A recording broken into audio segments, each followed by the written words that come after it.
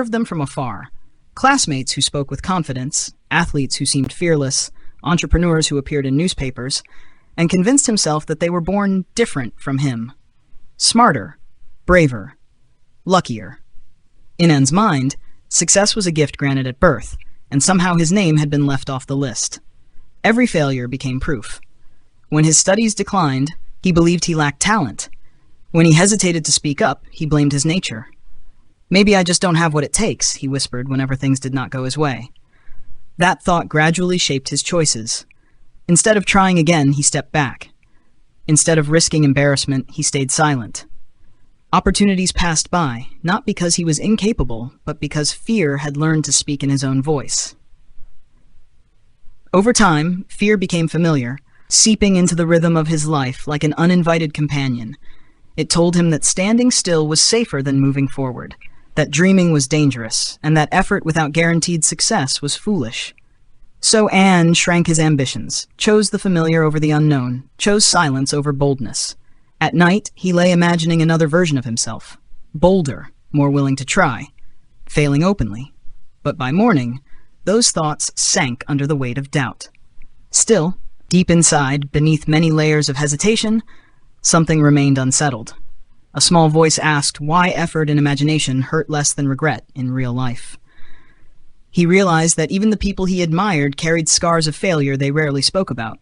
Slowly, almost reluctantly, an awareness formed. Perhaps strength was not something one was born with, but something one built. But understanding did not immediately lead to action. Fear did not leave quietly. It resisted. It clung on.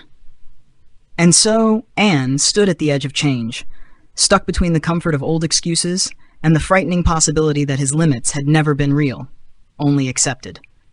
One day, Anne sat quietly in the living room watching his young nephew learn to walk. The child wobbled, arms stretched wide, his face full of determination. After a few shaky steps, he fell onto the carpet. The sound made Anne tense, expecting a long cry.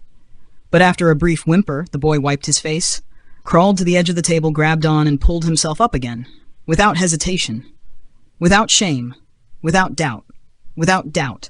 No one had taught him to be afraid. No one had told him he was incapable. He simply tried, fell, and tried again. Watching this, something inside him shifted. He realized that fear was not something we were born with. It was something we learned. And strength was the same. It was not an innate gift, but something built through repetition, through stumbling, through standing up while the floor still hurt. The child did not compare himself to anyone. He did not measure progress by perfection. Each fall was simply part of the process, not a judgment of his worth, and felt his chest tighten as he thought about his own life. How many times had he fallen once and concluded he could never get back up? How many times had he mistaken failure for destiny? In that simple moment, and understood a truth he had avoided for years.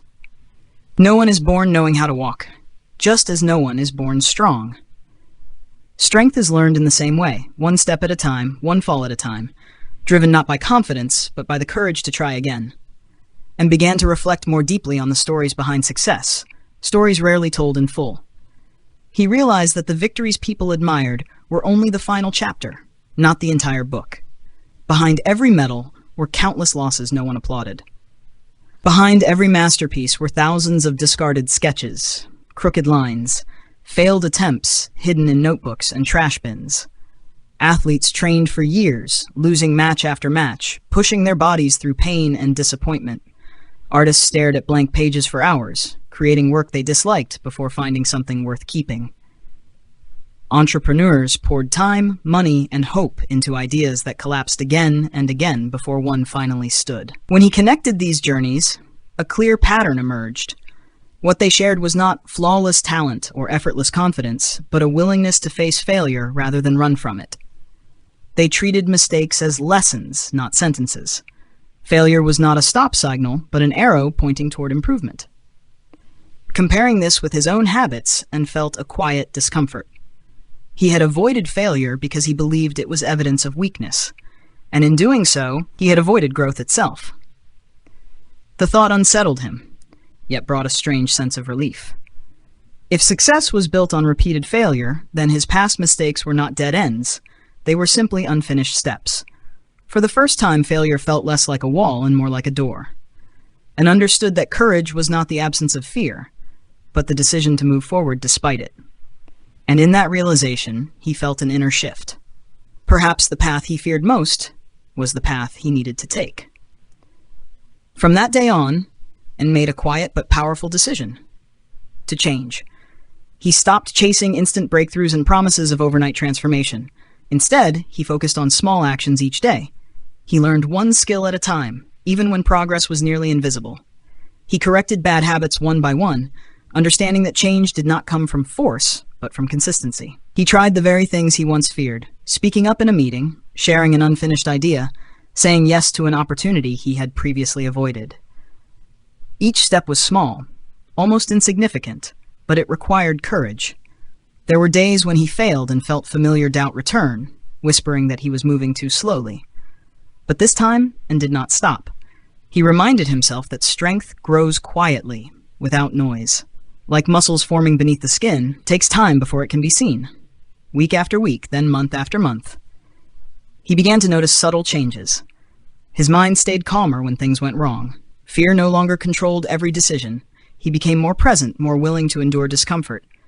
The world around him did not change overnight. But he did.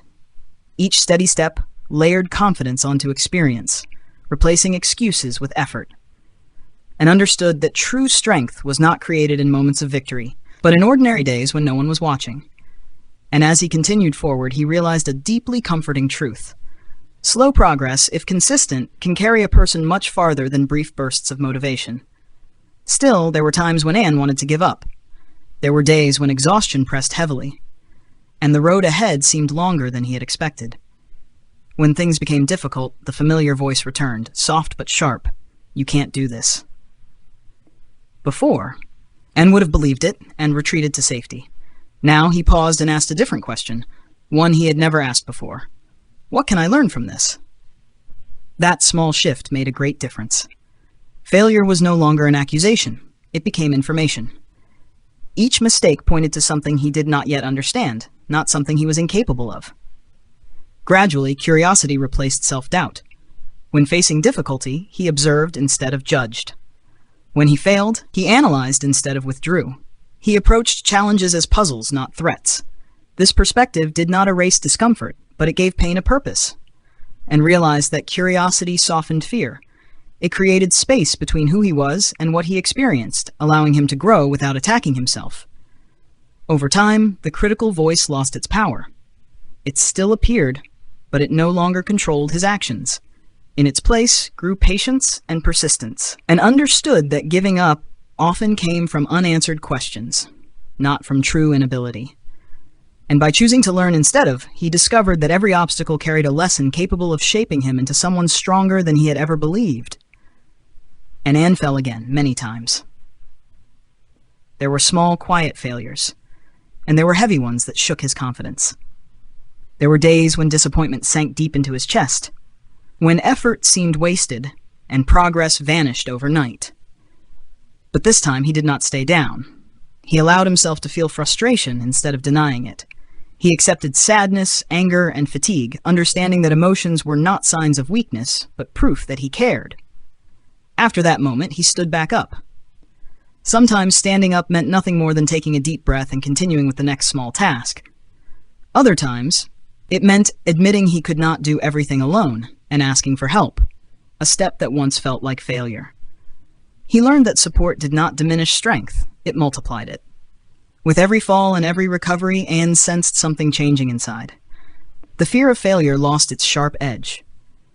Falling was no longer the end of the road. It was simply part of the journey forward.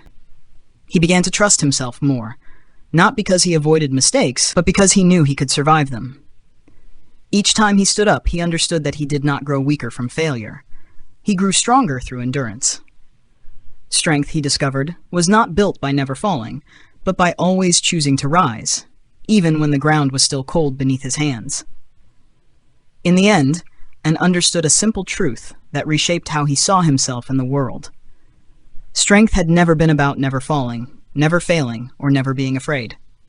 Strength was always choosing to stand up, no matter how many times the ground knocked the breath out of him. Now he could clearly see that every stumble was a lesson, every obstacle a silent teacher preparing him for the next step. The people he once admired were not different from him because they had never struggled, but because they refused to let struggle define their limits. And realized that no one is born strong. Strength is not written into bones at birth. It is carved into us through effort, patience, and courage. Anyone can become strong, but not in a single moment or a dramatic transformation. It happens day by day, through small choices that once seemed insignificant. It happens step by step, when we choose to face discomfort instead of running from it, when we meet fear with action instead of excuses. Looking back, En felt grateful for the version of himself who had doubted and hesitated, because that was where the journey began. And looking ahead, he no longer searched for proof that he was good enough. He knew that as long as he continued to stand up, learn, and move forward, strength would keep growing within him, quietly, steadily, and undeniably.